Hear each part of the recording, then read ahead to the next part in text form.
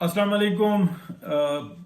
आज से तकरीबन कोई आप एक महीना पहले कह लें, और मेरे व्लॉग्स में और ट्वीट भी मैंने की और मैंने बताया कि पीएमएलएन के अंदर ना एक बहुत बड़ी मुशावरत चल रही है, जिसका हिस्सा जो है या जिनकी इतलात मियां मोहम्मद नवाज शरीफ के पास भी हैं। और इसके अंदर बाकायदा जो है ना, आप कह लें कि एक जो हकीकी मुस्लिम लीगी हैं वो बड़े बुर्दबार तरीके से एक एक चीज को जो है ना वर्क कर रहे हैं, और ये डॉक्यूमेंट भी कर रहे हैं।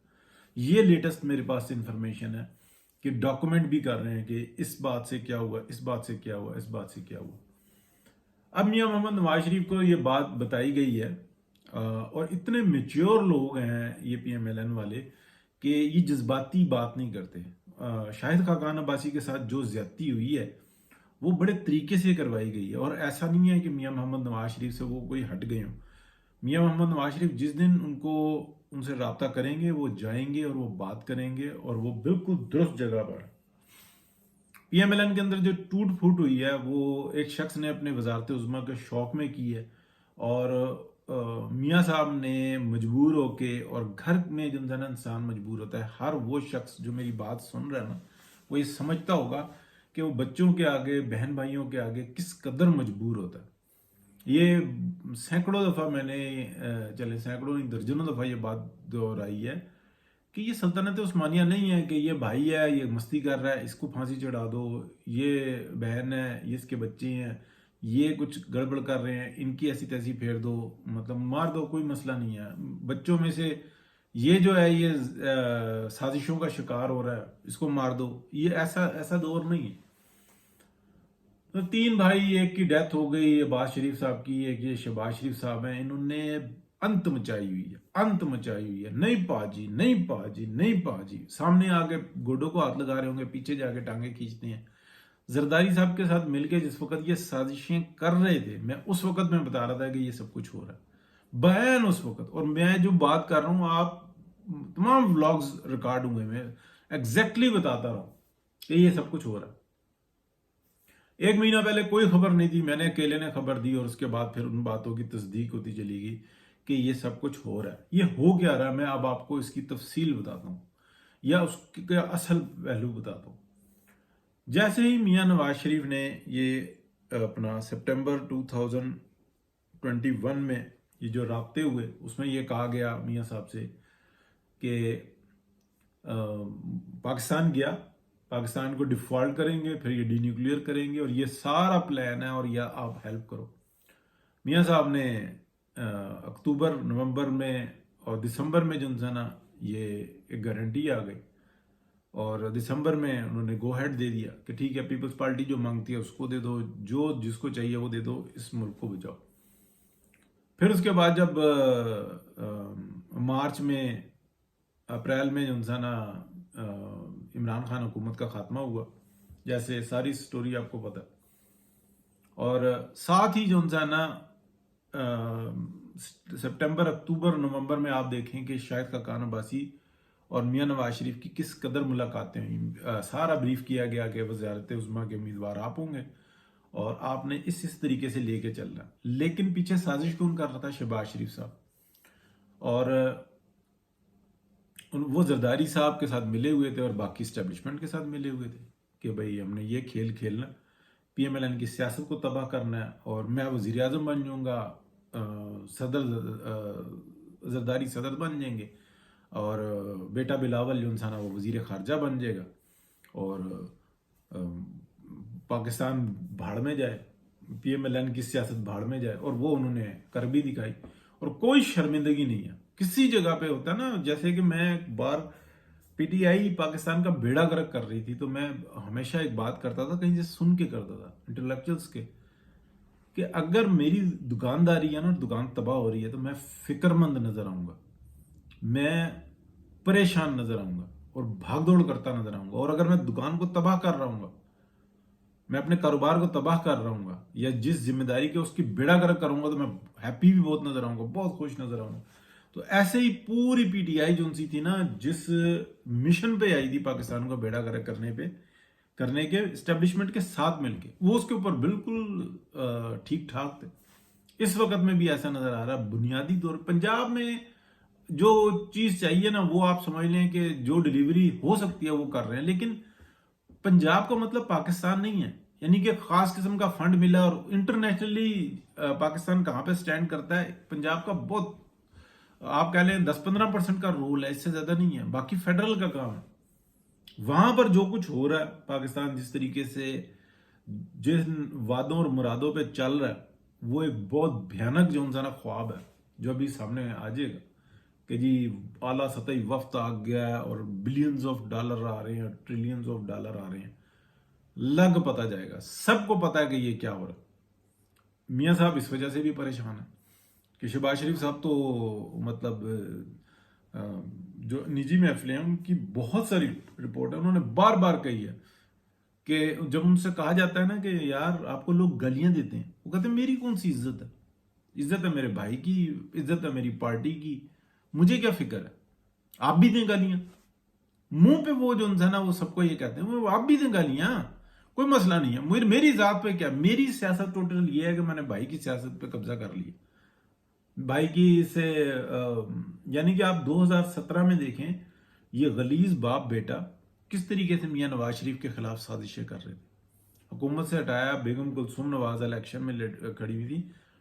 سینکڑوں کے حساب سے وہ لوگ ہیں جن کو انہوں نے فون کر کے کہا کہ آپ اپنا کام کریں، کوئی ضرورت نہیں ہے الیکشن کی. سینکڑوں کے حساب سے لوگ ہیں جن سے رابطے کیے انہوں نے. حمزہ باہر بھاگ گیا تھا، شہباز شریف صاحب ادھر بھاگ گئے تھے. دونوں جو انسان میدان میں نہیں تھے. مریم نواز شریف اس دن انٹروڈیوس ہوئی تھی جب انہوں نے بیگم کلثوم نواز کی الیکشن کمپین چلائی تھی. اسی کے اندر جو انسان یہ ٹی ایل پی وی جو دینا اتاری تھی میدان میں. کس طریقے سے اس ملک کا بیڑا غرق کیا ہے، ہر چیز کے اندر، ہر سازش کے اندر یہ شہباز شریف صاحب شامل ہے. اچھا مجھے تو سب غلط کہتے تھے کہ یار تم پیچھے پڑے رہتے ہو. اب کیوں سارے کہہ رہے ہیں؟ جب آگ لگ گئی، جب بیڑا غرق ہو گیا، بیانیہ ہی کیا ہوتا ہے. دیکھیں میں آپ کو بتاؤں، میاں نواز شریف کی کوئی فوج سے دشمنی نہیں ہے.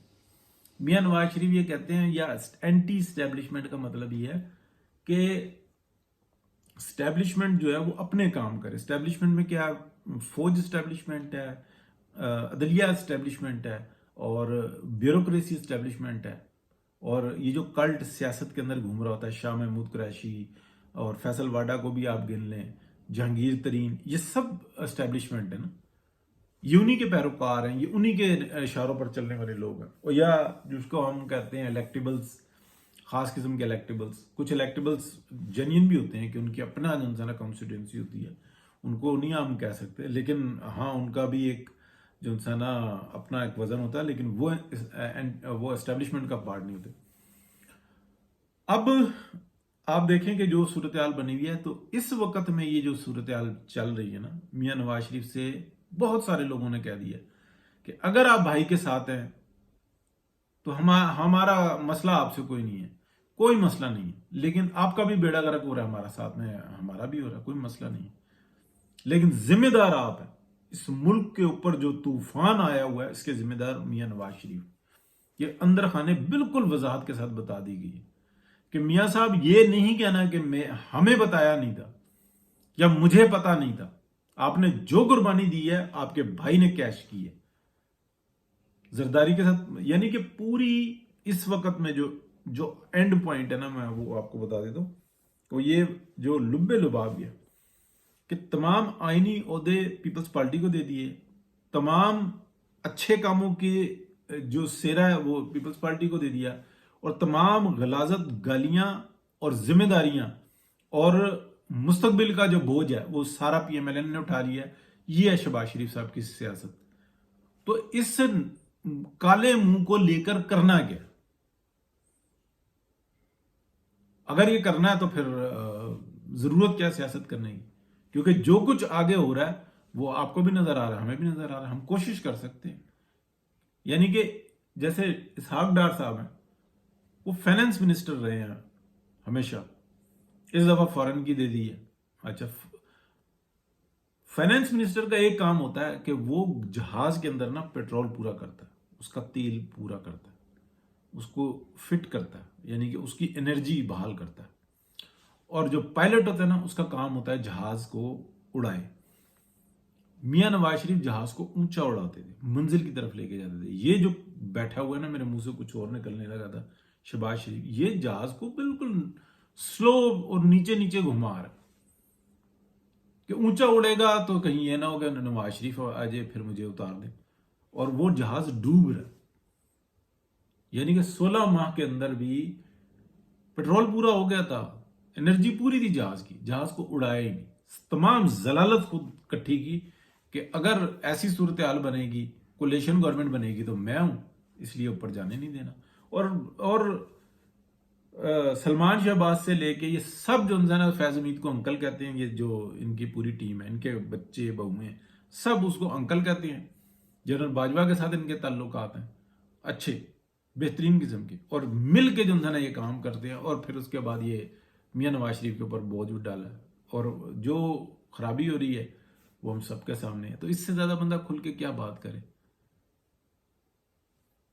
چاہتے ہیں بہتری، لیکن جیسے کہ کل مجھے ایک بہت اچھی بات لگی، اپنا نام بول رہا ہوں، شہزادہ ہے اپنا پی ایم ایل این کا بہترین ورکر ہے، اس نے جناب پکچر کی کہ مریم نواز شریف ایک سکول میں گئی ہیں، میک ڈونلڈ کے برگر انہوں نے وہاں پہ بانٹے ہیں۔ کیوں میک ڈونلڈ کے برگر بانٹے ہیں؟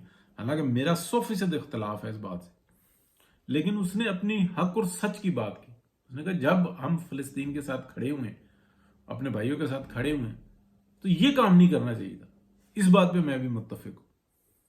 بہترین قسم کے جو انسان آپ کوئی کچھ بھی بانٹتے، لیکن یہ ان چیزوں کا خیال کریں۔ حالانکہ یہ مریم نواز کا انہوں نے آرڈر دے دیا ہوگا کہ سنیکس لے کے آؤ یا کچھ لے کے آؤ، جو نیچے کام ہے ان کی نااہلی ہے پڑی مریم نواز پہ۔ تو یہ ہوتی ہے حقیقت، یہ ہوتا ہے سچ۔ یہ لیڈر کی بھی جو انسان ہے بات کو آپ گرفت میں رکھو۔ بہت شکریہ جی، اللہ حافظ۔